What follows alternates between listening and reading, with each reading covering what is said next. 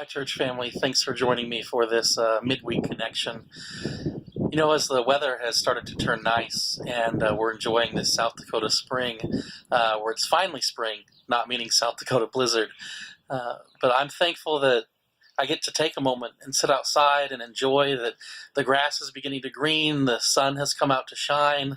I know that there are many of you that maybe you're in the midst of calving or maybe wrapping up calving, and some that are just starting calving. Lots of calving in the spring, and also dealing with lambs and everything else. And we get this reminder with the change of seasons that that God really does have a plan, that He is in control of what's going on. And as the sun comes out and the clouds break and the snow melts, it's a reminder that God does make every day new. And like we sing in church, that this is the day the Lord has made, and so let us rejoice and be glad in it. And I pray that today and every day you're taking a moment and finding a reason to rejoice. Today I wanted to come and offer a word of encouragement that comes from Romans chapter 1, verse 20. And it is Paul who is writing, and he says that God's divine nature and His invisible qualities, they have been made known to us through what God has created. That through creation, we get to see God, that we catch a glimpse of the Creator. And it says that His divine qualities, His invisible qualities and divine nature are made known through what has been made, so that all people are without excuse.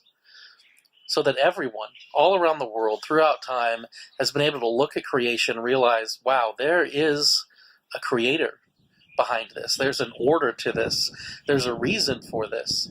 And we get that when we look at the beauty of the mountains, or when we are standing before just the majesty of nature.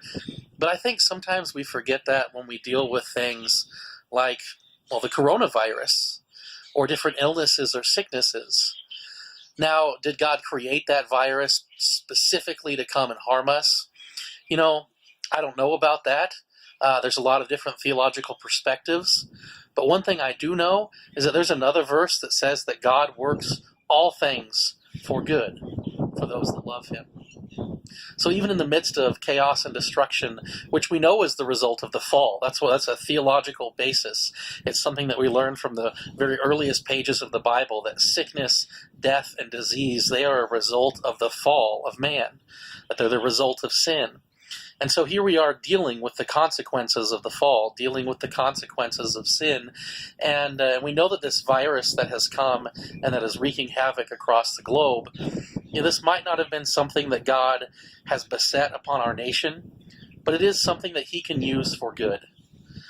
Maybe you're getting a reminder of how fragile life is, or of how temporary our plans are. Maybe your life is more chaotic right now because of the coronavirus, and you're relying more on God than ever for strength, so that you can persevere and remain steadfast through whatever you're facing. Maybe your life has ground to a halt, and you're wondering, God, what's next? Where's my next paycheck going to come from? And you're having to learn to rely on God's provision, as well as the generosity and kindness of others, who, by the way, others should be us as believers. We should be the ones who are showing extraordinary generosity and kindness during this time, where we are sharing with those who might have a need, and that we are giving without thought to ourselves. We are giving just for the glory of God. And so who knows? Who knows what's going on in your life?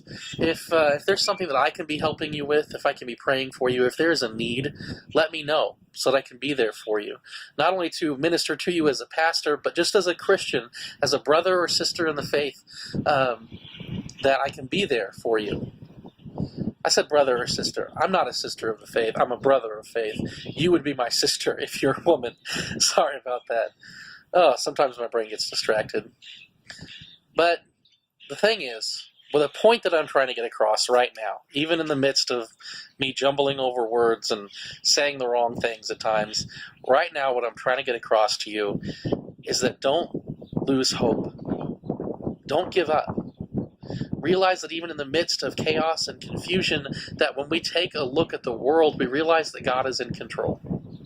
That even with something like the coronavirus, even with this small thing that we can't even see disrupting our lives in the way that it has, God is in control. That even if we're facing death and destruction, that God is in control. And that we should have faith in Him. We should realize that even if the world should be fallen away or taken away from us, if everything should fall away, that we have something so much greater. We have faith in the one who overcame the world, because we have faith in the one who created the world. And how much more does He love you and I than the birds of the air or the lilies of the field? How much more does He care for you and I? I mean, God sent His one and only Son for us so that we could know Him and be reunited with Him, reconciled to Him through our faith in His Son Jesus. So don't lose hope. Don't lose faith, and trust in the one who ordered and created this all. I pray this finds you well. Again, if you need anything, let me know. I'm here for you. May God bless you and keep you. May He cause His face to shine upon you and give you peace. Be blessed this week. Amen.